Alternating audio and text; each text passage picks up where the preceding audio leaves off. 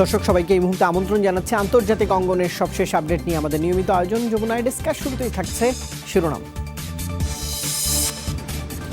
রাখাইনে সেনারা বাড়াবাড়ি করে থাকতে পারে, তবে গণহত্যা হয়নি। হেগের শুনানিতে দাবি সুচির। গাম্বিয়ার মামলাকে ত্রুটিপূর্ণ আখ্যা। There may also have been failures to prevent civilians from looting or destroying property after fighting or in abandoned villages. ভারতে ধর্মীয় বিভক্তির তৈরি করবে নাগরিকত্ব সংশোধনী বিল। রাজ্যসভার বিতর্কে বললেন বিরোধীরা, বিল পাশে যথেষ্ট সমর্থন রয়েছে বিজেপির। আগামীকাল সাধারণ নির্বাচনের ভোট গ্রহণ ব্রিটেনে, জরিপে এগিয়ে কনজারভেটিভরাই। ঝুলন্ত পার্লামেন্টের আভাস। আর দর্শক, এসব খবরের বিস্তারিত নিয়ে এই মুহূর্তে আপনাদের সঙ্গে রয়েছে আমি রুবায়েত হাসান। রাখাইনে কোনো গণহত্যা হয়নি বলে দাবি করেছেন মিয়ানমারের নেত্রী অং সান সুচি। তবে তিনি স্বীকার করেছেন, অভিযানের সময় অপ্রয়োজনীয় শক্তি ব্যবহার করে থাকতে পারে সেনা সদস্যরা। রোহিঙ্গা গণহত্যা মামলা নিয়ে আন্তর্জাতিক বিচার আদালতের শুনানিতে এমন মন্তব্যই করেছেন সুচি। বলেছেন, রোহিঙ্গাদের জাতিগতভাবে নিধনের কোনো লক্ষ্য নেই মিয়ানমারের, তবে অভ্যন্তরীণ সংঘাতের কারণে দেশ ছেড়ে পালাতে বাধ্য হয়েছে রোহিঙ্গারা। সুচির দাবি, আন্তর্জাতিক আদালতে গণহত্যার অসম্পূর্ণ ও ভুল অভিযোগ করেছে গাম্বিয়া। কেউ যুদ্ধ অপরাধে জড়িত থাকলে তার বিচার মিয়ানমারের নিজস্ব আইনেই হবে। দোষীদের বিচারের জন্য এরই মধ্যে সেই প্রক্রিয়া চলছে বলেও দাবি মিয়ানমারের স্টেট কাউন্সিলরের। গাম্বিয়ার করা মামলায় আজ দ্বিতীয় দিনের শুনানি চলছে হেগের আদালতে। Regrettably, the Gambia has placed before the court an incomplete and misleading factual picture of the situation in Rakhine State in Myanmar. It cannot be ruled out that disproportionate force was used by members of the defense services in some cases in disregard of international humanitarian law, or that they did not distinguish clearly enough between ARSA fighters and civilians. There may also have been failures to prevent civilians from looting or destroying property after fighting or in abandoned villages. But these are determinations to be made in the due course of the criminal justice process, not by any individual in the Myanmar government. মাত্র কয়েক বছর আগেও শান্তি ও মানবাধিকারের প্রতীক হিসেবে বিবেচিত হওয়া অং সান সুচি আজ যেন এক অন্য মানুষ। নিজে নীরব থেকে সমর্থন দিয়েছেন রোহিঙ্গা নিপীড়নে, আর এখন জাতিসংঘের সর্বোচ্চ আদালতে সেনাবাহিনীর অপকর্মের সাফাই গাইছেন তিনি। এতে মিয়ানমারে সস্তা জনপ্রিয়তা পেলেও আন্তর্জাতিক অঙ্গনে সুনাম ধুলোয় মিশেছে তাঁর। প্রশ্ন উঠেছে, আর কত নিচে নামবেন শান্তিতে নোবেলজয়ী সুচি? গণতন্ত্র প্রতিষ্ঠার সংগ্রামের কারণে যারা বছরের পর বছর গৃহবন্দী করে রেখেছিলেন তাকে, সেই সেনাবাহিনীর অপকর্মের সাফাই গাইতে আন্তর্জাতিক বিচার আদালতে হাজির অং সান সুচি। দীর্ঘদিনের গণতান্ত্রিক সংগ্রামের ইতিহাস, আরেকদিকে গণহত্যার মতো অপরাধে জড়িতদের পক্ষ নিয়ে অভিযোগ খণ্ডন। সুচির এমন দ্বিমুখী আচরণে বিস্মিত পুরো বিশ্ব। রাখাইনে জাতিগত নিধন ও পরিকল্পিত নৃশংসতার বিষয়ে সুচি শুরুতে নিশ্চুপ থাকলেও পরবর্তীতে রীতিমতো অস্বীকার করেছেন। তবে এবার নিজেই আন্তর্জাতিক বিচার আদালতের শুনানিতে অংশ নেয় আরও প্রশ্নবিদ্ধ সুচির নৈতিকতাবোধ। অন্য দেশে শরণার্থী হয়ে থাকছে রোহিঙ্গারা, কারণ নিজ দেশে ভয়াবহ নৃশংসতার শিকার তারা। তাদের হয়ে কথা বলার মতো কেউ নেই। পুতুল সরকার কখনোই তাদের পাশে দাঁড়ায়নি। বিশ্লেষকরা মনে করছেন, মিয়ানমারের অভ্যন্তরীণ রাজনীতিতে সুবিধা আদায়ের লক্ষ্যেই সেনাবাহিনীর মুখপাত্র হিসেবে কাজ করছেন সুচি। বিশেষ করে আগামী বছর সাধারণ নির্বাচনকে সামনে রেখে আইসিজের মামলা হয়তো রাজনৈতিক সুবিধাই দেবে তাকে। বিশ্বজুড়ে নিন্দিত হলেও নিজ দেশে কিন্তু আরও জনপ্রিয় হয়ে উঠছেন অং সান সুচি। আমরা চাইলেই এই শুনানি এড়িয়ে যেতে পারতাম, তবে আন্তর্জাতিক পরিমণ্ডলে আমাদের অবস্থান তুলে ধরা উচিত। সুচি সঠিক সিদ্ধান্ত নিয়েছেন। স্টেট কাউন্সিলর হিসেবে আইসিজেতে মিয়ানমারের প্রতিনিধিত্ব করছেন অং সান সুচি। তার প্রতি পূর্ণ সমর্থন আছে আমাদের। পশ্চিমা বিশ্বে বেশ আগেই নিজের অবস্থান হারিয়েছেন সুচি। রোহিঙ্গা নিপীড়ন ঠেকাতে ব্যর্থতার দায়ে সম্মানসূচক নাগরিকত্ব ফিরিয়ে নেয় কানাডা। সম্মাননা ফিরিয়ে নেয় অক্সফোর্ড সহ ব্রিটেনের কয়েকটি শহর। Dorothy Tasrin, Jamuna news. এদিকে রোহিঙ্গা নির্যাতন ইস্যুতে মিয়ানমারের 4 জ্যেষ্ঠ সেনা কর্মকর্তার উপর অর্থনৈতিক অবরোধ আরোপ করেছে মার্কিন যুক্তরাষ্ট্র। তাদের বিরুদ্ধে রয়েছে চরম মানবাধিকার লঙ্ঘনের অভিযোগ। মঙ্গলবার এক বিজ্ঞপ্তিতে এই তথ্য জানিয়েছে মার্কিন ট্রেজারি বিভাগ। অভিযুক্ত 4 সেনা কর্মকর্তা হলেন মিয়ানমারের commander in chief Min Aung Hlaing, Soe Win, থান উ এবং অং অং। তাদের বিরুদ্ধে 2017 সালে রাখাইন, কাচিন এবং শান রাজ্যে সংখ্যালঘুদের ওপর নির্যাতন চালানোর অভিযোগ আনা হয়েছে। বিজ্ঞপ্তিতে বলা হয়েছে অভিযুক্ত সেনা কর্মকর্তাদের নামে যুক্তরাষ্ট্রে কোনো সম্পদ থাকলে তা জব্দ করা হবে। তাদের সঙ্গে কোনো ব্যবসায়িক কার্যক্রমও চালাতে পারবে না মার্কিনিরা। এর আগে নেইপিদোর কয়েকজন সেনা কর্মকর্তার উপর ভ্রমণ নিষেধাজ্ঞা আরোপ করেছিল মার্কিন যুক্তরাষ্ট্র।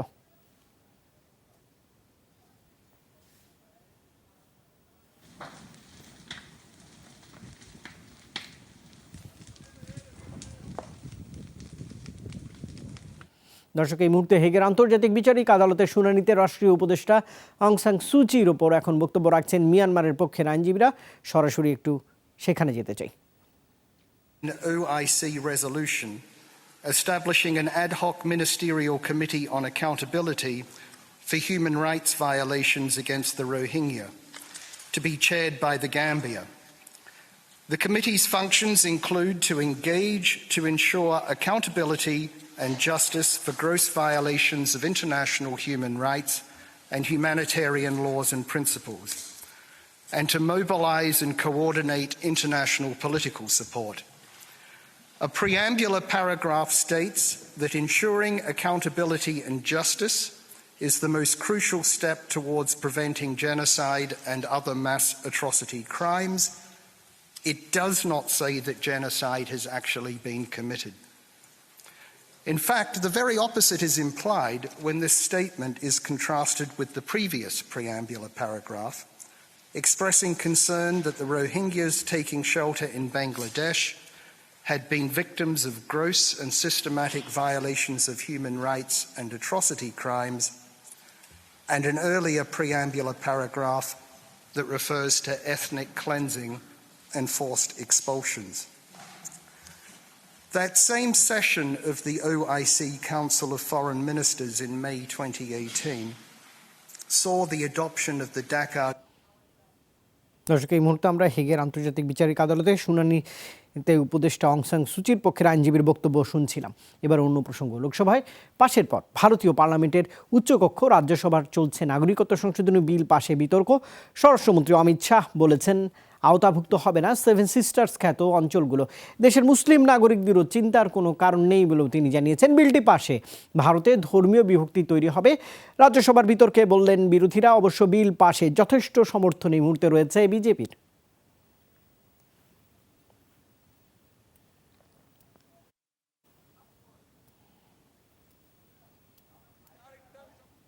হচ্ছে ধর্মীয় প্রতারণা।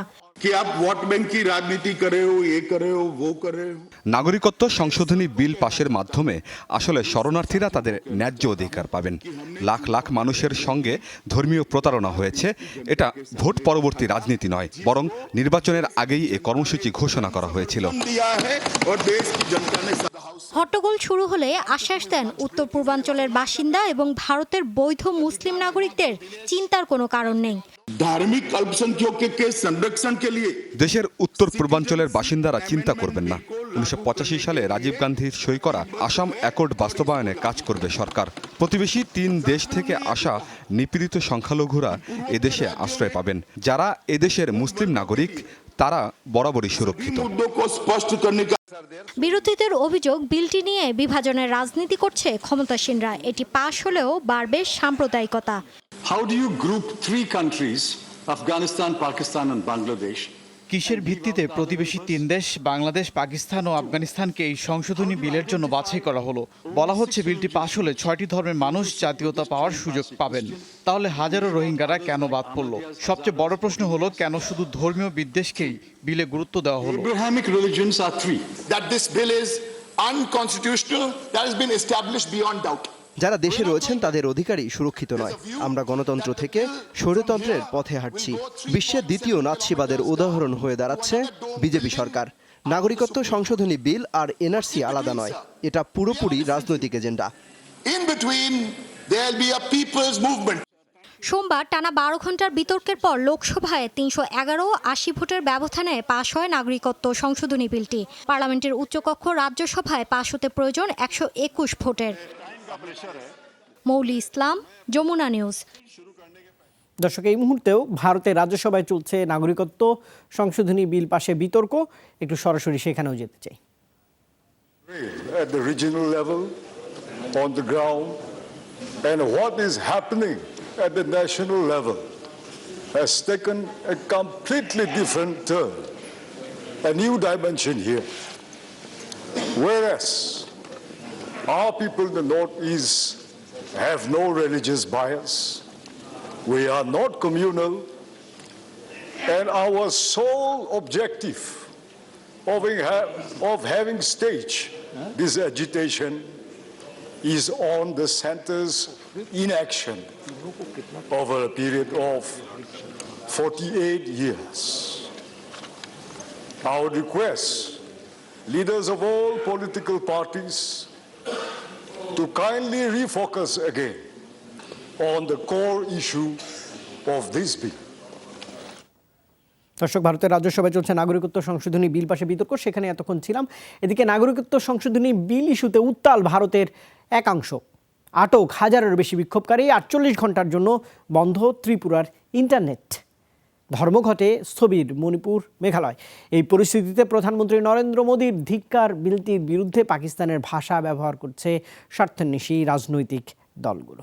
এদিকে বিরোধীদের অভিযোগ, বিভাজনের রাজনীতিতে মত্ত রয়েছে বিজেপি সরকার। নাগরিকত্ব সংশোধনী বিল সিএবির বিরোধিতায় উত্তাল ভারতের 7 সিস্টার্স খ্যাত অঞ্চল। বিক্ষোভকারীদের দাবি, অনুপ্রবেশকারীদের বৈধতা দিতেই বিলটি পাশ করাচ্ছে সরকার। এরই মাঝে সহিংসতার অভিযোগে আটক হয়েছেন অনেকে। ত্রিপুরায় বন্ধ ইন্টারনেট সংযোগ। মণিপুর, মেঘালয় ও আসামের কিছু এলাকায় চলছে বন্ধ। অবৈধ বাংলাদেশিদের রক্ষার জন্যই উত্তর পূর্বাঞ্চলীয় রাজ্যগুলোর ওপর নাগরিকত্ব সংশোধনী বিল চাপিয়ে দিচ্ছে বিজেপি সরকার। এটা সংবিধান ও আসাম অ্যাকর্ডে লঙ্ঘন। এর বিরুদ্ধে অব্যাহত থাকবে আন্দোলন। এ পরিস্থিতিতে রাজ্যসভা অধিবেশনে নাগরিকত্ব বিল ওঠার আগেই বিজেপির জরুরি বৈঠকে যোগ দেন প্রধানমন্ত্রী নরেন্দ্র মোদী। বলেন, ভারতের ইতিহাসে স্বর্ণাক্ষরে লেখা থাকবে নাগরিকত্ব সংশোধনী বিল। নাগরিকত্ব সংশোধনী বিলের ব্যাপারে পাকিস্তান যে ভাষা ব্যবহার করছে, সে একই বুলি আওড়াচ্ছেন অনেক বিরোধী রাজনৈতিক দল। কিন্তু সবাইকে আশ্বস্ত করছি, ভারতের ইতিহাসে স্বর্ণাক্ষরে লেখা থাকবে এই সংশোধনী বিল। বিরোধীরা বলছেন, মুসলিমদের কোণঠাসা করার জন্যই এই বিল। এর মাধ্যমে বিভাজনের রাজনীতি করছে ক্ষমতাসীন বিজেপি। মহারাষ্ট্রে কংগ্রেসের সাথে জোট বেঁধেছে শিবসেনা, অথচ লোকসভায় তোলা নাগরিকত্ব বিলের ক্ষেত্রে বিজেপিকে সমর্থন দিল শিবসেনা। এটি স্পষ্টভাবেই বিভাজনের রাজনীতি। এই দেশের সংখ্যালঘুদের কোণঠাসা করার জন্যই চলছে অপতৎপরতা। ভারতের উত্তর পূর্বাঞ্চলের রাজ্যগুলোয় বন্ধের কারণে স্থবির জনজীবন। বন্ধ রয়েছে প্রদেশটির সব শিক্ষা প্রতিষ্ঠান, ব্যাংক ও অন্যান্য আর্থিক প্রতিষ্ঠান সহ বাজার। মৌলি ইসলাম, যমুনা নিউজ। আর অন্যদিকে আসামের এনআরসি তালিকা থেকে বাদ পড়া 5 লাখ কথিত বিদেশি হিন্দু নাগরিকত্ব সংশোধনী বিলের মাধ্যমে জাতীয়তা ফিরে পাবার সুযোগ পাবেন। এদের বাংলাদেশি অভিবাসী আখ্যা দিয়ে মঙ্গলবার বিষয়টি জানিয়েছে রাজ্য সরকার। আসামের অর্থমন্ত্রী জানিয়েছেন, নাগরিকত্ব সংশোধনী বিল পাশ হলে পুনরায় নাগরিকত্বের আবেদন করতে হবে বাসিন্দাদের। আবেদন যাচাই বাছাইয়ের পর 2021 সালে রাজ্যের বিধানসভা নির্বাচনের আগেই নাগরিকত্ব ফিরে পাবেন তারা। আগস্টে প্রকাশিত আসাম নাগরিকত্ব তালিকা থেকে বাদ পড়া মুসলিম সহ বাকি 13 লাখের বেশি বাসিন্দাদের ভবিষ্যৎ এখন পর্যন্ত অনিশ্চিত। নাগরিকত্ব আবেদনের যোগ্য হিসেবে 2 লাখ বাঙালি হিন্দুর একটি তালিকা এরই মধ্যে চূড়ান্ত করেছেন মুখ্যমন্ত্রী সর্বানন্দ সোনোয়াল। তারা রাজ্যের 9 জেলার বাসিন্দা। দর্শক, এই খবরের সঙ্গেই যমুনা আইডেস্কে একটা বিরতি নিচ্ছে। বিরতির পর থাকছে আরও খবর।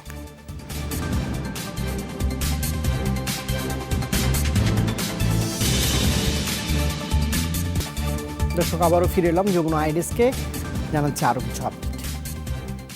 4 মাসের তৎপরতার পর ডোনাল্ড ট্রাম্পকে অভিশংসনে 2টি গঠিত হলো দুটো আনুষ্ঠানিক অভিযোগ। হাউস জুডিশিয়ারি কমিটি বলছে, ক্ষমতার অপব্যবহারের পাশাপাশি মার্কিন কংগ্রেসের তদন্তে বাধা দেওয়ারও চেষ্টা করেছেন প্রেসিডেন্ট। আজকালের মধ্যেই আসতে পারে প্রতিনিধি পরিষদে অভিযোগ উত্থাপনের সিদ্ধান্ত। বরাবরের মতোই অভিযোগ অস্বীকার করেছেন সেখানকার president Trump. The House Committee on the Judiciary will come to order. অভিশংসিত হওয়ার মতোই অপরাধ করেছেন মার্কিন প্রেসিডেন্ট ডোনাল্ড ট্রাম্প। সংবিধান বিশেষজ্ঞ প্যানেলের এ রায়ের পরেই অভিযোগ গঠনের প্রস্তুতি শুরু করে হাউস জুডিশিয়ারি কমিটি। 5 দিনের মাথায় এলো প্রথম আনুষ্ঠানিক পদক্ষেপ। In our elections in 2016, 2016 সালের নির্বাচনেও বিদেশি হস্তক্ষেপ চেয়েছিলেন ট্রাম্প। 2020 সালের নির্বাচনেও তাই চেয়েছেন তিনি। এবারও হাতে নাতে ধরা পড়েছেন। তারপরও গেল সপ্তাহে প্রেসিডেন্টের ব্যক্তিগত আইনজীবী ইউক্রেন সরকারের সাথে সাক্ষাৎ করে এসেছেন। একজন রাষ্ট্রপ্রধানের এমন আচরণ দেশের জন্য হুমকি। ট্রাম্পের বিরুদ্ধে ক্ষমতার অপব্যবহার আর কংগ্রেসের কাজে বাধা দেয়ায় অভিযোগ গঠন করেছে হাউস জুডিশিয়ারি কমিটি। প্রেসিডেন্টকে অভিশংসনে পার্লামেন্টের নিম্নকক্ষে ভোট হবে কিনা এ সপ্তাহে সে সিদ্ধান্ত নেবে কমিটি। প্রেসিডেন্টকে দোষী সাব্যস্তে প্রতিনিধি পরিষদের 2/3 সদস্যের ভোট মিললেও চ্যালেঞ্জ আসবে রিপাবলিকান নিয়ন্ত্রিত উচ্চ কক্ষে। 2016 সালের নির্বাচনের আগে ট্রাম্পের সমর্থকদের শোচনীয় আখ্যা দিয়েছিল ডেমোক্র্যাটরা, আর এখন অভিশংসন প্রক্রিয়ার মাধ্যমে তাদের ভোটকে অসম্মান করছে। ইউক্রেনের প্রেসিডেন্টের সাথে ফোন আলাপ কি অভিশংসনযোগ্য কোনো অপরাধ? ডেমোক্রেটরা আমার বিরুদ্ধে তেমন কোনো তথ্য প্রমাণ খুঁজেই পায়নি। সে কারণে এতদিন ধরে নানা অভিযোগের কথা মুখে বললেও আনুষ্ঠানিকভাবে মাত্র 2টো অভিযোগ গঠন করতে পেরেছে। যুক্তরাষ্ট্রের ইতিহাসে অভিশংসন প্রক্রিয়ার মুখোমুখি চতুর্থ প্রেসিডেন্ট ট্রাম্প। সর্বশেষ 1998 সালে ডেমোক্রেট দলীয় প্রেসিডেন্ট বিল ক্লিন্টনের বিরুদ্ধে অভিশংসন বিল উঠলেও শেষ পর্যন্ত উতরে যান তিনি। অভ্যন্তরীণ রাজনীতিতে স্বার্থ হাসিলে বিদেশি রাষ্ট্রের সহযোগিতা চেয়েছেন ট্রাম্প। এমন অভিযোগে সেপ্টেম্বরে শুনানি শুরু হয় মার্কিন কংগ্রেসে। অমিত হাসান রবিন, যমুনা নিউজ। উত্তর আমেরিকান মুক্ত বাণিজ্য চুক্তি নাফটার পরিবর্তে আনুষ্ঠানিকভাবে কার্যকর হলো যুক্তরাষ্ট্র, মেক্সিকো এবং কানাডার যৌথ চুক্তি USMCA। মঙ্গলবার মেক্সিকোতে 3 দেশ প্রতিনিধিরা এই বাণিজ্য চুক্তি সই করেন। এদিকে আগামীকাল ব্রিটেনে সাধারণ নির্বাচন অনুষ্ঠিত হচ্ছে। স্থানীয় সময় সকাল 7টা থেকে শুরু হবে ভোট গ্রহণ, চলবে রাত 10টা পর্যন্ত। রাতেই গণনা শেষ হবে, তারপরেই ফল ঘোষণা। মোট 650 আসনের মধ্যে একক সংখ্যাগরিষ্ঠতার জন্য প্রয়োজন 326টি আসন। তবে কেউ ম্যাজিক ফিগার না পেলে হতে পারে ঝুলন্ত পার্লামেন্ট। যদিও শেষ মুহূর্তে জনমত জরিপে এগিয়ে কনজারভেটিভ পার্টি। এবারে নির্বাচনকে বলা হচ্ছে ব্রেক্সিট ইলেকশন। পাশাপাশি গুরুত্ব পাচ্ছে অর্থনীতি, স্বাস্থ্য এবং জলবায়ু ইস্যু। 1 বছরের মধ্যে তৃতীয়বারের মতো প্রধানমন্ত্রী পদে পরিবর্তন দেখছে ব্রিটেনবাসী। বৃহস্পতিবার আগাম নির্বাচনকে ঘিরে ভোটারদের মাঝে রয়েছে বাড়তি আমেজ। এবারের নির্বাচনকে বিবেচনা করা হচ্ছে ব্রেক্সিট নির্বাচন হিসেবে। অনেকে মিশ্র প্রতিক্রিয়াও দেখিয়েছেন ভোট নিয়ে। এটি আমার কাছে ব্রেক্সিট নির্বাচন। যদি এই নির্বাচনের মাধ্যমে ব্রেক্সিট সফলভাবে কার্যকর হয়, সেটাই হবে আমাদের জন্য মঙ্গলের। মূলত এই জন্যই নির্বাচন নিয়ে ভোটারদের আগ্রহ বেশি। আমার বয়সে সবচেয়ে বাজে রাজনীতি দেখছি এবার। প্রধান 2 দলের নেতার মধ্যে শুধু মিথ্যার ছড়াছড়ি, তাই ভোট কেন্দ্রেই যাব না।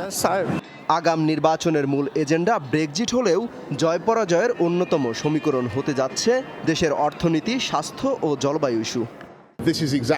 অবশ্যই আমি চাই সবার সুস্বাস্থ্য নিশ্চিত হোক। এজন্য সর্বোচ্চ আন্তরিকতা রয়েছে। তবে স্বাস্থ্য খাতে বর্তমান যা অবস্থা তা থেকে উন্নতির জন্য আরো বিনিয়োগ প্রয়োজন। আগামী পার্লামেন্টে এই খাত আরো গুরুত্ব পাবে। আমাদের নির্বাচনী ইস্তেহার ভোটারদের কাছে খুবই পরিষ্কার। বিশেষ করে শিক্ষা, পরিবেশ, বেতন বৈষম্যের ওপর গুরুত্বারোপ করা হচ্ছে। এছাড়া অবকাঠামো উন্নয়নে কর বৃদ্ধির পরিকল্পনাও রয়েছে। বিভিন্ন গণমাধ্যমের জরিপ বলছে 42% ভোটারের সমর্থন রয়েছে প্রধানমন্ত্রী বরিস জনসনের পক্ষে। আর বিরোধী লেবার পার্টির পক্ষে সমর্থন 36%। পছন্দের প্রার্থীকে নির্বাচিত করতে এদিন ভোট দেবেন দেশটির 4,57,00,000 ভোটার। তবে আবহাওয়ার পূর্বাভাস, ভোটের মাঠে বাগড়া দিতে পারে বৃষ্টি, এতে কমতে পারে ভোটার উপস্থিতি। অমিত হাসান রবিন, যমুনা নিউজ। নিউজিল্যান্ডের আগ্নেয়গিরি থেকে নতুনভাবে লাভা উদ্গীরণের ঘটনায় ব্যাহত হচ্ছে উদ্ধার তৎপরতা, তবুও নিখোঁজদের ফিরিয়ে আনার ব্যাপারে আশাবাদী সরকার। প্রধানমন্ত্রী জেসিন্ডা আর্ডার্ন জানিয়েছেন 3 দিন পেরিয়ে যাওয়ার কারণে নিখোঁজদের জীবিত থাকার সম্ভাবনা ক্ষীণ। অগ্নুৎপাত ট্র্যাজেডিতে এখন পর্যন্ত 6 জনের প্রাণ গেছে। ময়নাতদন্ত এবং তাদের পরিচয় শনাক্ত চলছে। প্রধানমন্ত্রী নিশ্চিত করেছেন গুরুতর দগ্ধ 25 জনকে দেয়া হচ্ছে সর্বোত্তম চিকিৎসা। হ্যাকারি নামে পরিচিত আগ্নেয়গিরিটি স্থানীয় সময় সোমবার দুপুরে সক্রিয় হয়ে ওঠে। যুক্তরাষ্ট্রের নিউ জার্সিতে গোলাগুলিতে প্রাণ গেছে এক পুলিশ কর্মকর্তা সহ কমপক্ষে 6 জনের, আহত হয়েছে আরও 2 জন। নিহতদের মধ্যে সন্দেহভাজন 2 হামলাকারীও রয়েছে। মঙ্গলবার জার্সি শহরে এক পুলিশ কর্মকর্তাকে গুলি করা থেকে হামলার সূত্রপাত ঘটে। খবর পেয়ে দ্রুত ঘটনাস্থলে পৌঁছায় নিরাপত্তা বাহিনীর সদস্যরা। শুরু হয় বন্দুকযুদ্ধ। পরে একটি সুপারমার্কেট এলাকা থেকে উদ্ধার করা হয় গুলিবিদ্ধ 5 জনের মরদেহ। এ ঘটনায় জোরদার করা হয়েছে সেখানকার নিরাপত্তা, বন্ধ রয়েছে সকল শিক্ষা প্রতিষ্ঠান। আর দর্শক, এই ছিল এখনকার মতো যমুনা আইডিসকে। এতক্ষণ সঙ্গে থাকার জন্য ধন্যবাদ সবাইকে।